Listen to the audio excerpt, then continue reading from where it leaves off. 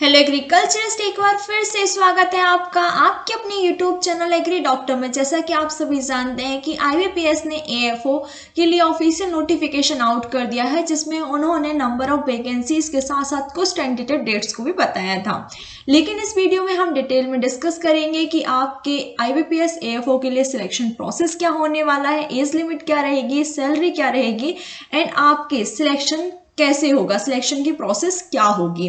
इसके साथ साथ वीडियो के एंड पे मैं दूंगी आपको एक बहुत अच्छा बोनस जो कि आपके प्रीलिमिनरी, मेंस और इंटरव्यू एग्जामिनेशन में काफी बेनिफिशियल होने वाला है। तो आपको वीडियो के लास्ट तक देखना है।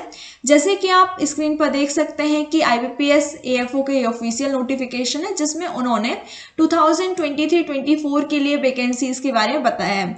इसके साथ साथ अगर आपको कोई भी इंफॉर्मेशन चाहिए है तो आप www.ibps.in पर विजिट कर सकते हैं, उनकी ऑफिशियल वेबसाइट है।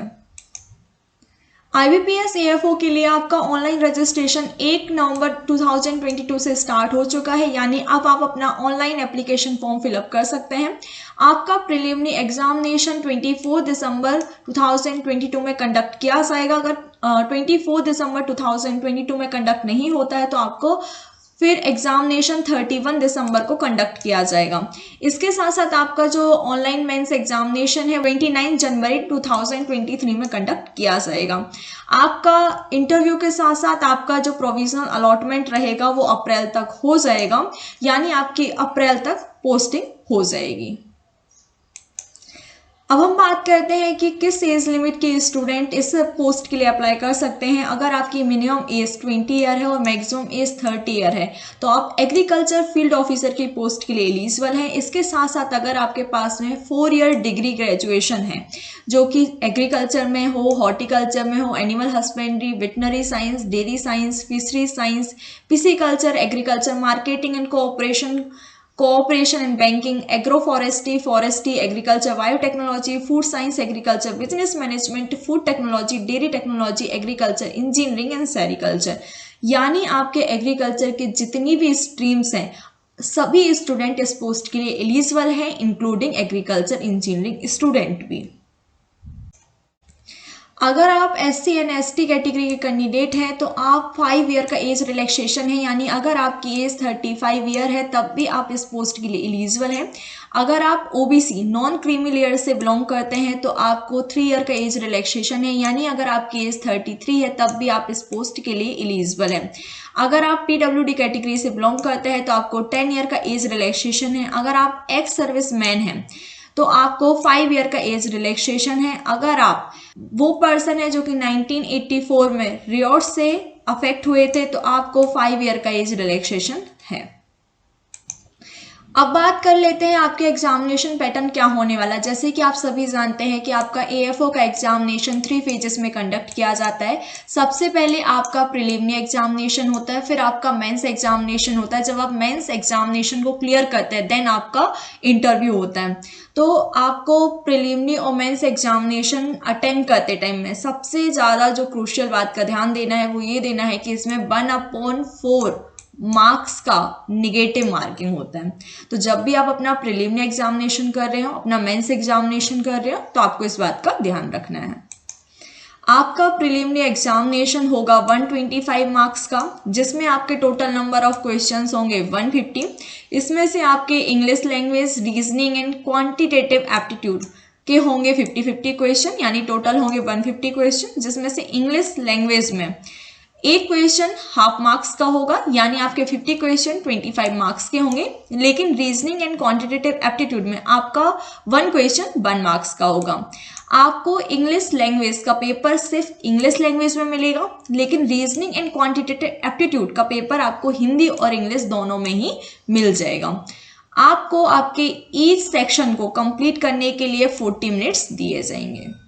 अब आप अपना प्रीलिमिनरी एग्जामिनेशन के कट ऑफ को क्लियर कर लेते हैं तो आपका मेंस एग्जामिनेशन होगा।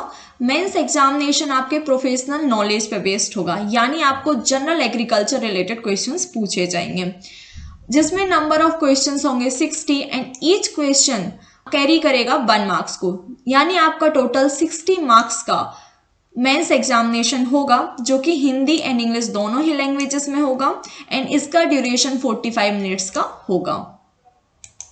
अब जब आप अपना मेंस एग्जामिनेशन क्लियर कर लेते हैं, उसके बाद में आपका होता है इंटरव्यू। इंटरव्यू में शॉर्टलिस्ट होने वाले कैंडिडेट का होता है अपॉइंटमेंट।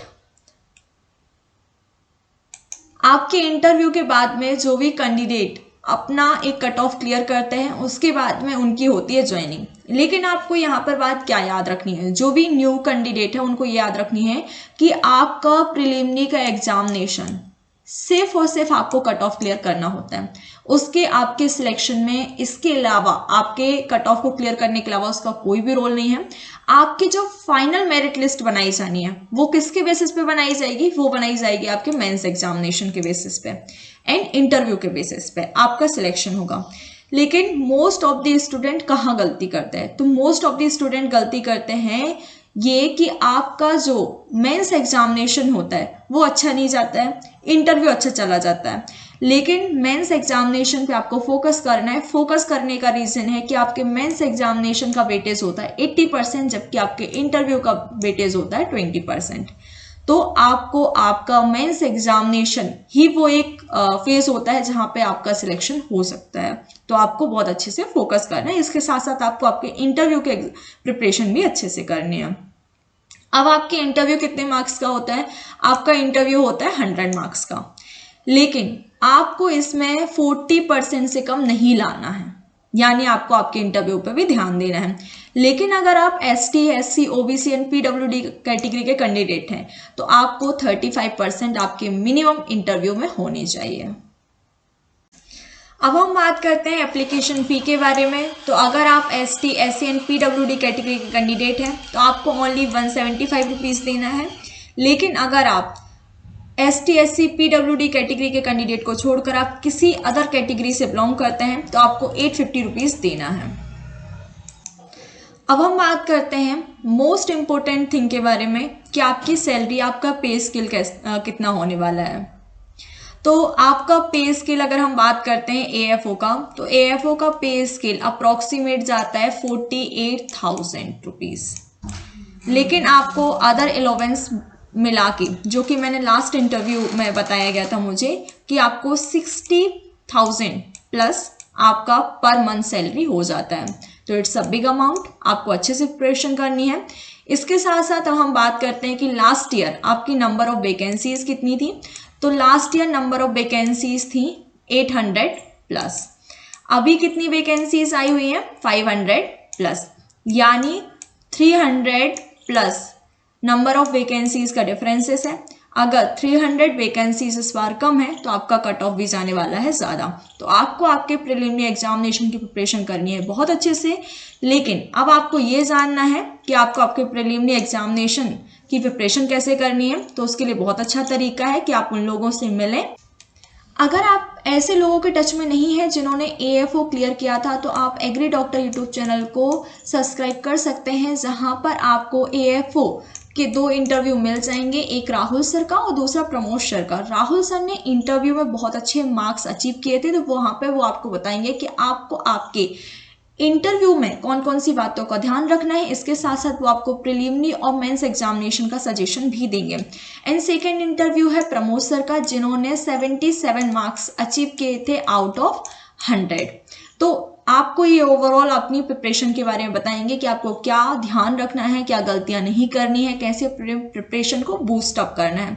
आई जस्ट होप ये वीडियो आपके लिए काफ़ी इन्फॉर्मेटिव रही हो, और आप ऐसी ही नई एग्री अपडेट के लिए और काफ़ी इन्फॉर्मेटिव वीडियो के लिए आप एग्री डॉक्टर यूट्यूब चैनल को सब्सक्राइब करें।